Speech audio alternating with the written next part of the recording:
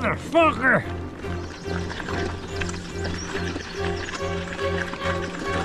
Fuck me.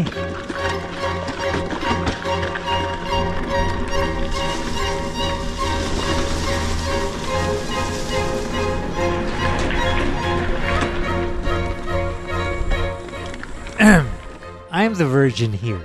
Well, sort of. This being my maiden bikepacking adventure in the Dolomite mountains of Italy. First time bikepacking overseas anywhere.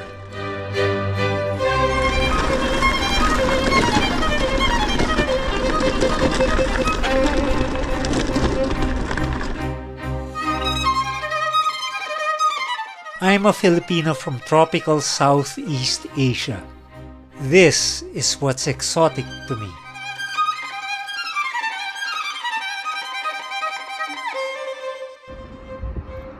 Welcome to the Dolomites. Every adventure begins the day you dream, you plan, and you train for it. I tested out all my bikepacking gear in the mountains.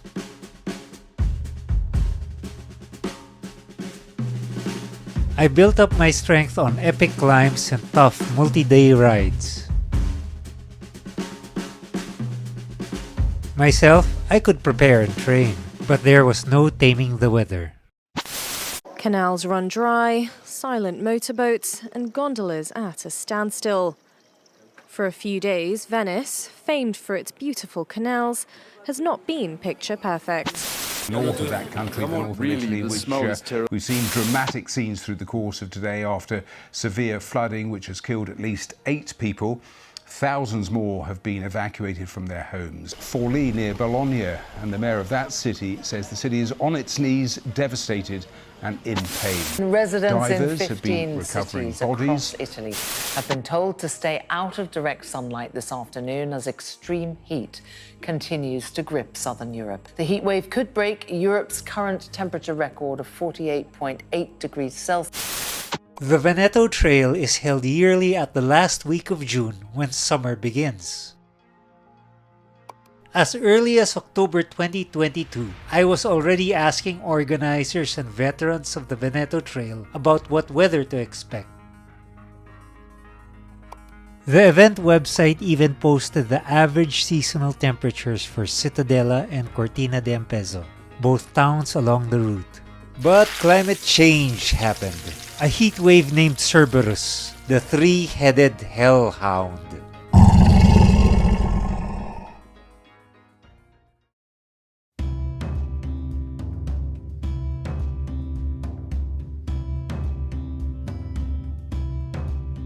I had already packed weeks before our flight. At the time, this was on social media. But when our plane landed in Venice, it was even hotter than Manila.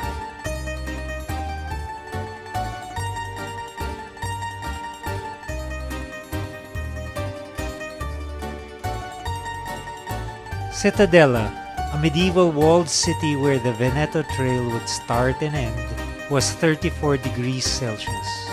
The merino wool jerseys I brought, perfect for alpine conditions up in the Dolomites, would have given me a heat stroke here in the plains.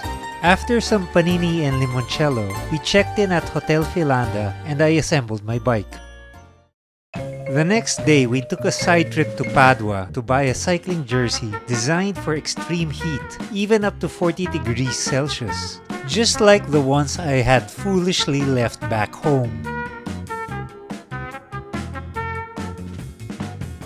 We found time to enjoy some beef carpaccio and burrata cheese pizza and do some sightseeing.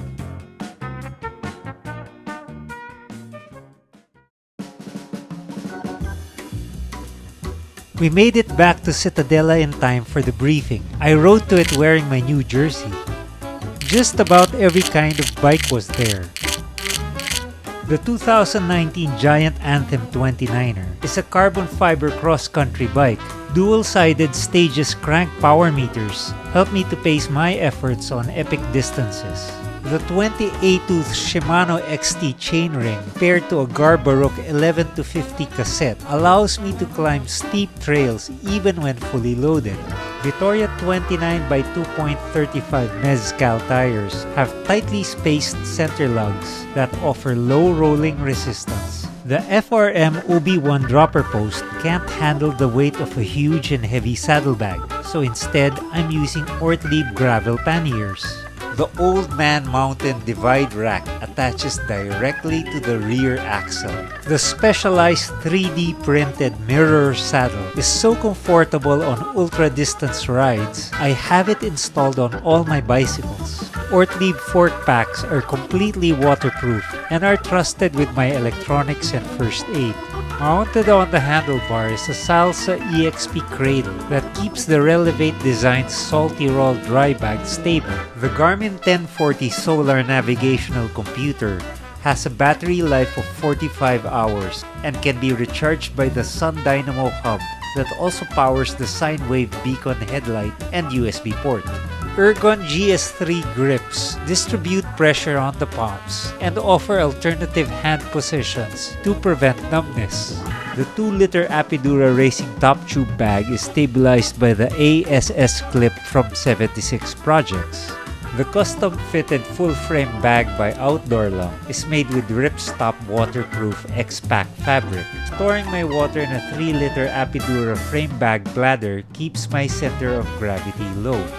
I plan to stay at accommodations whenever possible, but brought along a tent, a sleeping bag, and a sleeping mat just in case things didn't go to plan. There is no need to bring or cook your own food on the Veneto Trail. My iPhone 14 Pro has both wide and zoom lenses. A GoPro Hero 11 action camera is attached to a chest harness for point-of-view shots while riding. The DJI Mini SE drone weighs less than 250 grams and is one of the smallest. Capturing the Veneto Trail, or any other adventure for that matter, means a lot, especially for me. In 2015, a bike accident left me with partial yet permanent amnesia. What my cameras can capture and what I can put into words is how I've always remembered things. That's exactly why I chose the Veneto Trail. It's extremely scenic, yet it's not a race. I needed time to take videos, to stop and fly my drone, to shoot only in the daytime, and to recharge all my cameras at accommodations nightly, so I could have something to remember. Even among friends, I planned to go on my own. While most would probably finish in 5 days or less, I planned to do the Veneto Trail in 7 days. My cameras alone would dictate my pace. When I got back to the hotel, I found out my Garmin navigational computer wasn't charging. There was a problem with the USB port. The entire route that I had meticulously broken down into 7 days was stored in that Garmin. Using my phone for navigation would have quickly drained its batteries. The route for the Veneto Trail changes yearly, but always the trails are carefully chosen by locals who know best. I immediately realized I needed electrical contact cleaning spray just when all the shops were closing. WD-40 can be used as a substitute and people are much more likely to have it. I went back to Osteria dai Nemici where I had beers with friends earlier and which ironically means Tavern of Enemies to ask if they had any WD-40. Thankfully, Eric Parolin came to the rescue. We spent the rest of the night carbo-loading at Biraria ai Giardini. My Garmin charging once again, I left it to my wife to return the can of WD-40 the next day. Little did I know that it would be needed again along the trails in the days ahead. The best adventures begin with sweet goodbyes. One of the reasons I chose the Veneto Trail was there was so much for my wife to see and do in Italy while I'm bikepacking. The plan was for us to rendezvous at Verona after 7 days. Then, together we would tour Sirmione, Milan, Florence, Rome, and Venice, a total of 34 days in Italy. But right now, I was focused on the Veneto Trail. Good morning!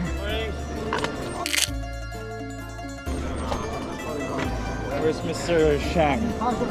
William was staying in the same hotel as I was, but was nowhere at the starting line.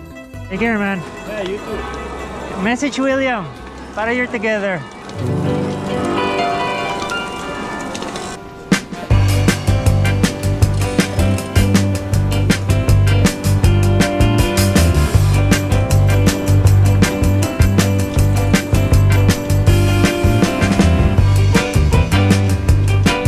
Morning.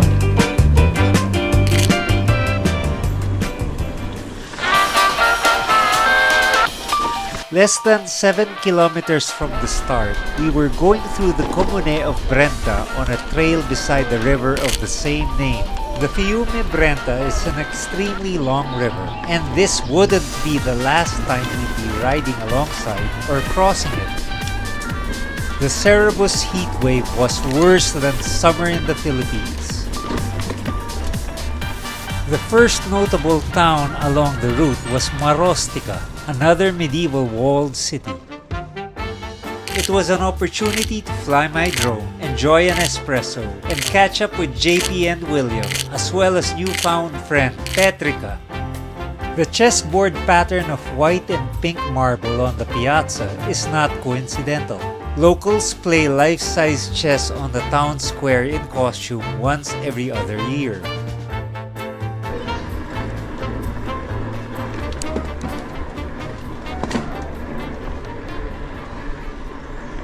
This way? Yeah. Linkini. What's your name? Romano. Romano. Yes. From? Romano. Just Romano. And from which country are you? Philippines. Philippines. Ah, very nice. Buongiorno. Scusi.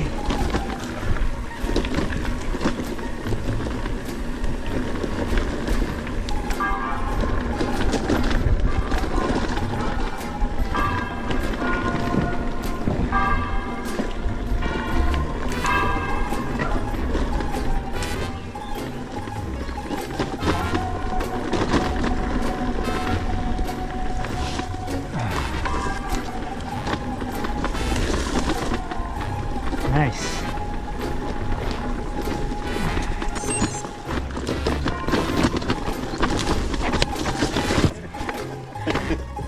Take care.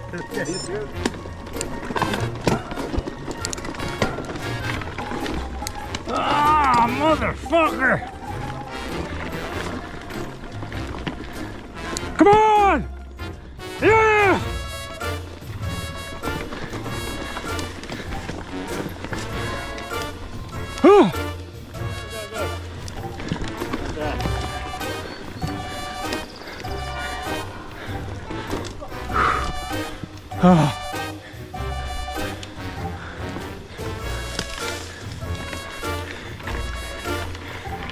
No bunnies in sight, but I would get to see some elsewhere.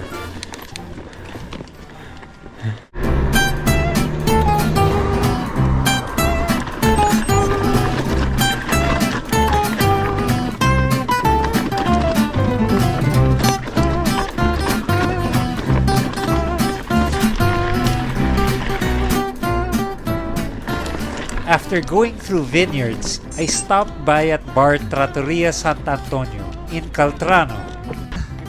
Hi. Hey. Ciao, mamma. Artemisia. Okay, I will Google it. This rider had a wreath of Artemisia made by his wife.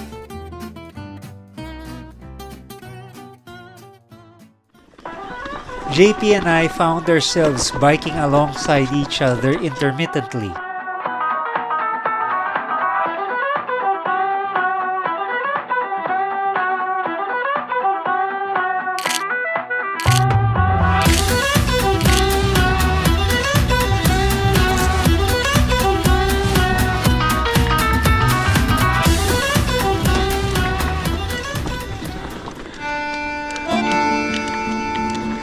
Then came this seemingly never-ending brutal climb of Costo Vecchio, a gravel trail that relentlessly zigzags uphill in the noonday heat.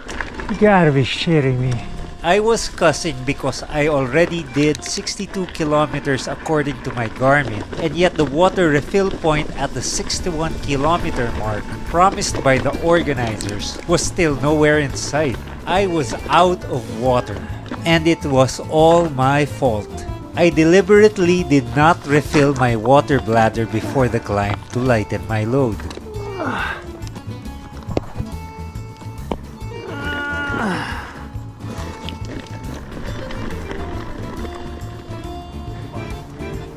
Oh, thank you, thank you, thank you. Thank you.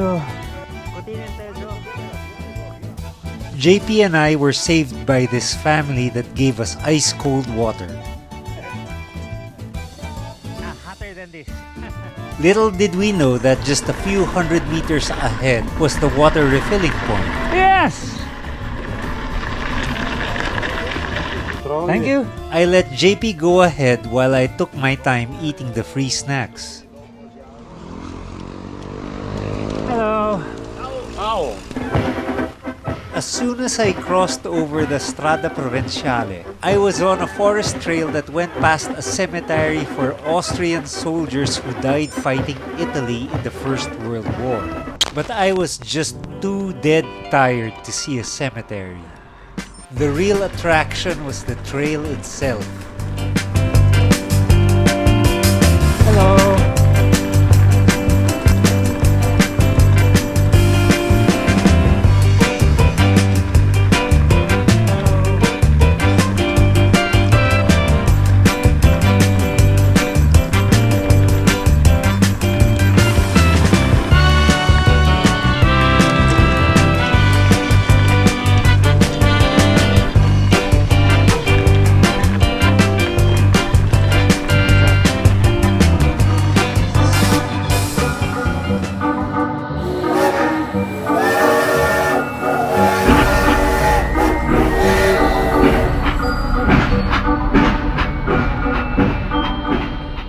I was chasing the ghost trains of the Dolomites.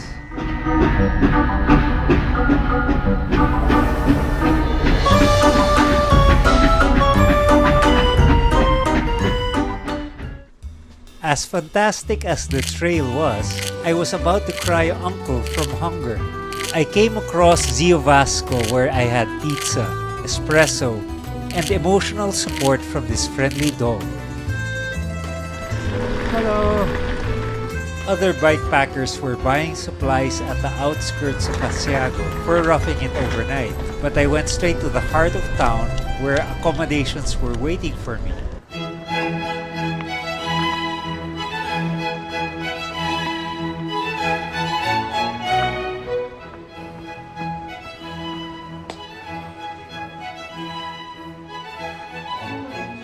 Hello. Yes.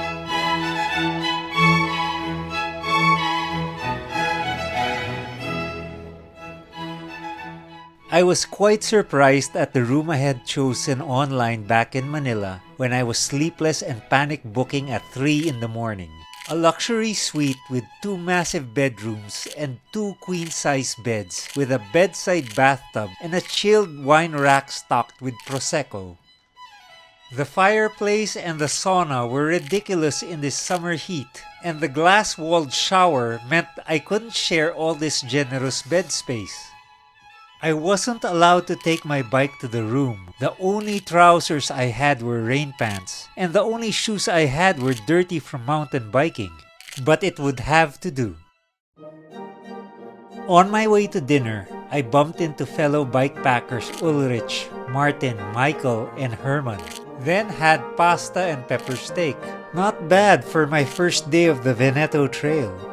More adventures and misadventures awaited.